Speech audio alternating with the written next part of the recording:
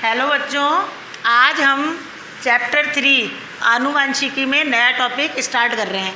Last lecture में आपको द्विसंकरण cross पढ़ाया था। द्विसंकरण क्रॉस क्या था? दो जोड़ी युग्म विकल्पी के लिए कराए गए क्रॉस को हम क्या कहते हैं? द्विसंकर संकरण। इस प्रयोग के लिए मेंडल ने मटर के गोल और पीले बीज और झुर्रीदार और हरे बीज वाले पादपों का क्या किया था? चयन किया था। तो इसमें आपको F1 पीढ़ी प्राप्त करी थी हमने। F1 पीढ़ी में मेंडल को सभी जो पौधे थे वो कैसे प्राप्त हुए थे? पीले और गोल बीज वाले। इससे मेंडल ने पता लगाया था कि पीले और गोल बीज का कारक तो क्या है? प्रभावी है, और झुर्रीदार व हरे बीज का कारक क्या है? अप्रभावी है। इसके बाद हमने F2 पीढ़ी पढ़ी थी। F2 पीढ़ी में उसने F1 पीढ़ी के पादपों में क्या कराया था? स्वपरागण कराया था। और स्वपरागण कराने पर मेंडल को कितने पादप प्राप्त हुए थे? 16 संतति पादप। इनमें 9 थे गोल और पीले, 3 गोल और हरे, 3 झुर्रीदार और पीले, और 1 था झुर्रीदार और हरा।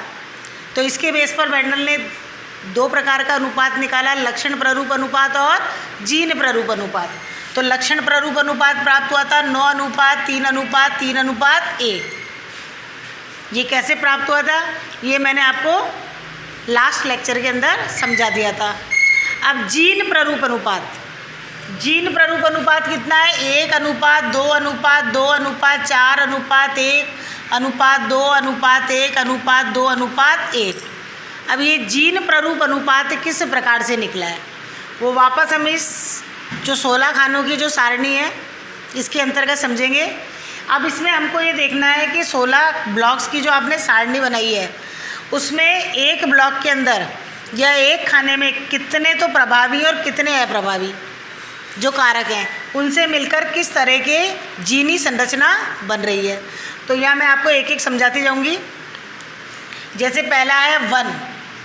तो वन आपको इस 16 खानों की सारणी में हम यहाँ से स्टार्ट कर रहे हैं। Capital R, capital R, capital Y, capital Y केवल कितनी बार नज़र आ रहा है? एक बार। तो यहाँ पर आप लिख देंगे एक है capital R, capital R, capital Y, capital Y. अब इसके बाद है अनुपात 2। अब आप आगे बढ़िए। यहाँ पर मैं डॉट लगाते जा रही हूँ ताकि हमको ध्यान रहे कि हमने कौन कौन से ब्लॉक काउंट कर लिए हैं। तो ये हमने काउंट कर लिया है। Second 2 capital R, capital R, capital Y, small Y कितनी जगह? 1 और ये 2। 16 खानों की सारणी में आपको capital R, capital R, capital Y, small Y कितनी जगह नज़र आ रहा है? 2 जगह। तो यहाँ आप लिख देंगे 2 है capital R, capital R, capital Y, small Y. फिर आगे बढ़िए अनुपात 2। अब हमने ये काउंट कर लिया, ये काउंट कर लिया। इसके बाद हम इसमें आएंगे capital R, small R, capital Y, capital Y 16 खानों की सारणी में कितनी जगह? 1 और ये 2 जगह। तो 2 कैसे हो गए? Capital R, small R, capital Y, capital Y. अब आइए अनुपात 4।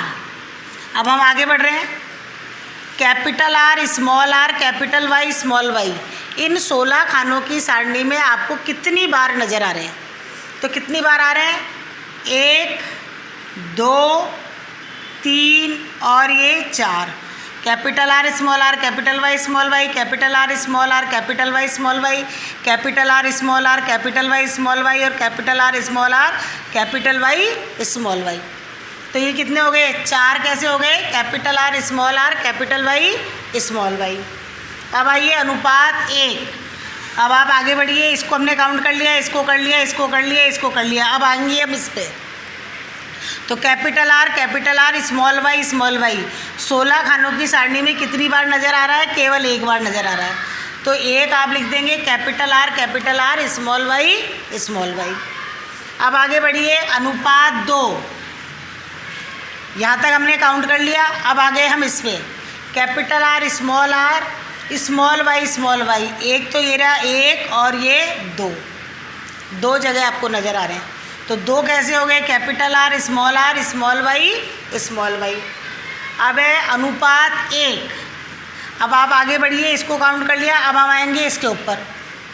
स्मॉल आर, कैपिटल वाई पूरे 16 खानों की सारणी में एक जगह नज़र आ रहा है। तो 1 हो गया आपके स्मॉल आर, कैपिटल वाई। अब आगे बढ़िए अनुपात 2। यहाँ तक काउंट हो गए। अब आ जाइए इस पे, small R capital Y small Y, कितनी जगह हैं? एक और ये दो, तो दो आप लिख देंगे small R capital Y small Y. अब लास्ट में अनुपात 1, तो लास्ट में इन सबको काउंट कर लिया, ये एक रह गया small R small Y small Y. इस तरह से ये जीन प्ररूप अनुपात को निकाला जाता है। तो जीन प्ररूप अनुपात कितना हो गया? 1 अनुपात 2 अनुपात 2 अनुपात 4 अनुपात 1 अनुपात 2 अनुपात 1 अनुपात 2 अनुपात 1। तो आपको ये अनुपात निकालने के बाद में यहाँ पर इस तरह से लिखना पड़ेगा कि ये किस तरह से निकले। तो यदि आप इन सबको काउंट करोगे तो कितने होते हैं? 16, और ये 16 खानों की सारणी में हम इस तरह से इसको निकालते हैं। अब आपको बढ़ाया था एक संकरण प्रयोग से मेंडल ने 2 आनुवंशिकता के नियम बनाए थे, प्रभाविकता का और पृथक्करण का नियम, यानी law of dominancy and law of segregation. अब द्विसंकरण या डाई हाइब्रिड क्रॉस के बेस पर मेंडल ने आनुवंशिकता का तीसरा नियम बनाया, जिसको हम स्वतंत्र अपव्ययन का नियम कहते हैं। अब ये नियम क्या बताता है? इस नियम के अनुसार जब 2 या 2 से अधिक युग्म विकल्पियों के बीच क्रॉस कराया जाता है तो सभी लक्षणों की वंशागति स्वतंत्र रूप से होती है, यानी सभी लक्षण स्वतंत्र रूप से क्या कर रहे हैं? आगे बढ़ रहे हैं। 2 लक्षणों की वंशागति एक साथ चलती है, परंतु एक लक्षण की वंशागति पर दूसरे का प्रभाव नहीं पड़ता है। यानी जब आप इनमें क्रॉस करा रहे हो गोल और झुर्रीदार में, तो या तो आपको गोल ही मिलेंगे या आपको झुर्रीदार मिलेंगे। गोल और झुर्रीदार लक्षण आपस में मिक्स नहीं होते हैं। या फिर जब आप पीले और हरे में क्रॉस करा रहे हैं तो या तो आपको पीले ही मिल रहे हैं या हरे ही, पीला और हरा रंग आपस में मिक्स नहीं होते हैं। इसका मतलब यही है कि 2 लक्षणों की वंशागति एक साथ चलती है, परंतु एक लक्षण की वंशागति पर दूसरे का प्रभाव नहीं पड़ता है। इसी को हम स्वतंत्र अपव्ययन का नियम कहते हैं। अब आपके एक संकरण प्रयोग, द्विसंकरण प्रयोग दोनों खत्म हो गए। आपसे एग्जाम में पूछा जाता है कि मेंडल के आनुवंशिकता के नियमों के नाम बताइए, तो आप क्या लिखेंगे? प्रभाविकता का नियम, पृथक्करण का नियम और स्वतंत्र अपव्ययन का नियम। और यदि पूछा जाता है एक संकरण के आधार पर कौन से नियम बनाए, तो आप लिखेंगे प्रभाविकता का नियम और पृथक्करण का नियम। और यदि पूछा जाता है कि द्विसंकरण के आधार पर कौन सा नियम बनाया, तो आप क्या लिखोगे? स्वतंत्र अपव्ययन का नियम। इस तरह से मेंडल के जो आपके कोर्स में दोनों प्रयोग थे, एक संकरण और द्विसंकरण, हमने पढ़ लिए। अब आपके चैप्टर का नेक्स्ट टॉपिक है मेंडल की सफलता के कारण। अब मेंडल ने जो ये प्रयोग किए तो उसको सफलता क्यों मिली, इसके क्या कारण थे? पहला कारण, मेंडल ने एक समय में एक ही लक्षण की वंशागति का अध्ययन किया। एक एक लक्षण को लेकर उसने अपने प्रयोग को क्या करा? आगे बढ़ाया। दूसरा, मेंडल ने अपने संकरण प्रयोगों के सभी आंकड़ों का सावधानी पूर्वक सांख्यिकी विश्लेषण किया। सांख्यिकी विश्लेषण आप देख रहे हैं, पूरा वो एक संकरण प्रयोग हो या द्विसंकरण प्रयोग हो, दोनों में उसने क्या निकाला? अनुपात निकाला है। कितने पौधे उसको कैसे प्राप्त हुए, कितने संकर लंबे, कितने शुद्ध लंबे, कितने शुद्ध बौने, कितने प्रभावी गोल और पीले, कितने अप्रभावी। तो सांख्यिकी अभिलेख अनुपात निकाला, यानी उनका गणितीय विश्लेषण किया था उसने। तीसरा कि जो सफलता का कारण है, मेंडल ने अपने प्रयोग के लिए पादप का चयन सावधानीपूर्वक किया। बहुत सोच समझ करके मेंडल ने अपने प्रयोग के लिए उद्यान मटर यानी गार्डन पी का क्या किया था? सिलेक्शन किया था।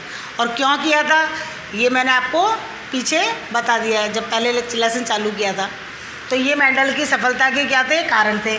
नेक्स्ट टॉपिक जो आपकी किताब में वो है मेंडल की वंशागति के नियमों के महत्व बताइए। ये लास्ट टॉपिक है। तो मेंडल की वंशागति के जो महत्व के नियम है ये आपकी बुक में लिखे हुए हैं, वो आपको अपनी बुक में से उतारने। भाई मेंडल ने पृथक्करण के प्रयोग से ही हमको जीन की संरचना के बारे में, जीनों के बारे में पता चला था। दूसरा, मेंडल के प्रयोग से हम संकर पीढ़ी में आने वाले नए लक्षणों का पता लगा सकते हैं।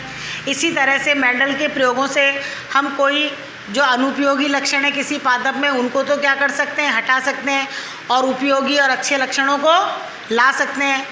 और इसके अलावा मेंडल के संकरण प्रयोग से हम रोग प्रतिरोधक किस्मों का क्या कर सकते हैं? विकास कर सकते हैं।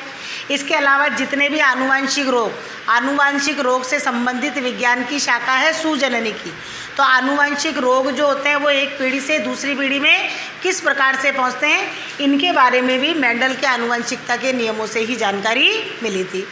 इस तरह से आज आपका ये चैप्टर आनुवंशिकी क्या हो गया है, कंप्लीट हो गया है। अब आपको इस चैप्टर के पीछे जितने भी क्वेश्चन हैं, जो वेरी शॉर्ट जो भी क्वेश्चन है, वो आपको अपनी होमवर्क कॉपी में करने हैं। नेक्स्ट लेक्चर में हम नेक्स्ट चैप्टर स्टार्ट करेंगे। तो हमने 2 बायो के पढ़ लिए, 1 केमिस्ट्री का पढ़ा। अब बायो का ख़त्म करने के बाद जो हम नेक्स्ट चैप्टर है वो केमिस्ट्री का स्टार्ट करेंगे। Thank you.